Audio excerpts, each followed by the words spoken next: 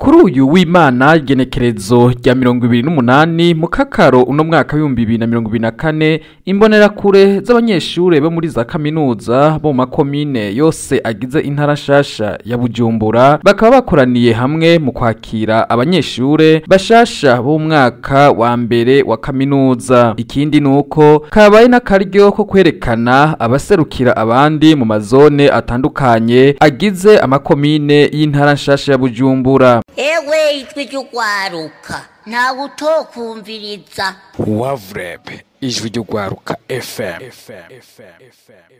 Utwara ugwaruka rw'imbonerakure muri za kaminuza akaba yashikirije ivyo bamaze kurangura kuva bizewe guserukira urundi gwaruka.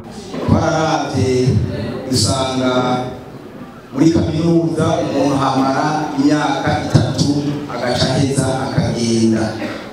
Rero tugira umwitwarariko w'uko abanyeshuri bashasha tubiyegereza kugira ngo mu gihe tutazoba duhari tuze turonke abadusigarira n'abo tubaza amakuru muri kaminuza, cyane cyane ko kaminuza zitandukanye zifise kahise katameze neza mu bijanye na politiki. Muri iyo nama ikaba yatewe iteka n'umunyamabanga mu vyajejwe harimwo inyigisho z'akarangamutima kwe w'igihugu, umunyamabanga w'imihari yose ikomoka ku mugambwe CNDD-FDD mu ntara yagutse ya Bujumbura, umunyamabanga w'ubugenegene imico kama n'ibibanza vy'iratiro hamwe n'ubutwara umuhari w'imbonerakure mu ntara yagutse ya Bujumbura, ndetse n'abandi bubahwa batandukanye bari bitabiriye ivyo bikorwa vy'ugwaruka rw'imbonerakure rwiga muri za kaminuza.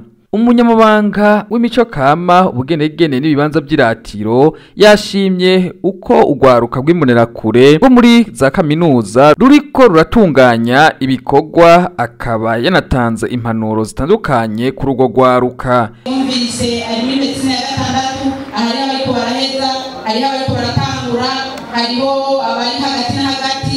Ni vyiza rero namwe bashasha ko muza mugashikiramo tukabereka umwe muhuma n'ubudahuma, sivyo none inyuma y'umwaka tukakura twari tuzovuga ngo utwaye diplome ugatahanira ugatahana umwana, uwo mwana ntawe bagutumye mu vyavyo rero bose babatekereye, ntawe babwiye ngo uzoba umukushiriza umwana uwo babikeneye nta n'umwe babaye ngo genda wige uzane diplome rero bagutumye y'umwana nyine mumenye aho kurahura, mumenye aho mugendana, mureke kwikompara, mureke kurondera ubuzima bworoshe. Ubuzima bworoshe uciga ntibubaho, kubaho neza so prepare Eka n'ujejwe umuhari w'imbonerakure mu ntara yagutse ya Bujumbura nawe nyene yashimiye abateguye igikorwa cyo kwakira abanyeshuri bo mu mwaka wa mbere wa kaminuza. Yanagendeye ko yerekana abarongoye abandi mu mazone agize amakomine y'intara nshasha ya Bujumbura. Iki kimenyetso kidasanzwe cyerekana cy'uko muri kukivi mugere muri kukivi nuko mukora musengera umugozi umwe, sibyo none aho rero muzuko hagati yanyu ko muri batanu nuko mutegerezwa gukora mufise imbono imwe, mufise vision imwe kugira dushike kuri objective twihaye. Umunyamabanga w'imihari yose ikomoka ku mugambwe CNDD-FDD mu ntara yagutse ya Bujumbura arakeza ugwaruka rw'imbonerakure rwo muri za kaminuza ku bikorwa bidasanzwe bariko baratunganya, akaba abandanya bemerera ko azokomeza kubaba hafi mu bikorwa byose bazoba bariko baratunganya.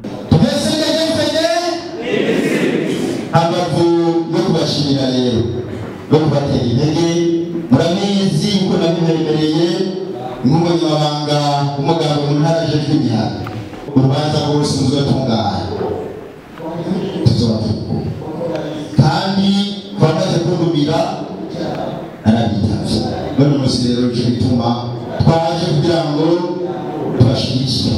Ni muri iyo ntumbero nyene rero ndiko ndaraba umuvuduko muriko, ndiko ndaraba ubwitange bwayo. Nareka babwiye ko tugeze ubushobozi cyane umunyamabanga ajejwe inyigisho z'akarangamutima mu mugambwe CNDD-FDD ku rwego rw'igihugu akaba yatanze inyigisho zikomeye ziranga indongozi nziza. Dukeneye indongozi itanga imbono, indongozi yerekana ikiraja ukavuga uti imana ntorewe abanjejwe nzobashikana kuri iki ukerekana ikuraja. Iyo umuntu atazi yaja ntazo amenye hageze. Icanyuma ngirangize ko indongozi nziza, indongozi ivugira njejwe abo jeje bavugire misi yose bagize ingorane ja kwa musitanteri, ja kwa procureur, genda ubaze ico yafatiwe, ja kwa komiseri w'igipolisi muzomwinjiriye bavugire.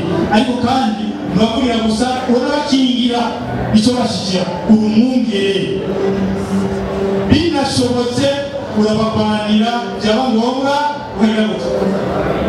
ukabigura kuko umwungere mwiza agaruka yigura intama ziwe byanditse muri Bibiliya. Iyo indongozi igeze kuri urwo rugero kwaho yigura bijejwe icyo grade hejuru bita intwari. Aha niho hatandukaniye indongozi nziza n'intwari. Intwari indongozi nziza igeze ku rugezo rwo kwigura abijejwe. Mu kurangiza twamenyesha ko nyuma y'ibyo bikorwa byose bafashe akanya ko gusangirira hamwe.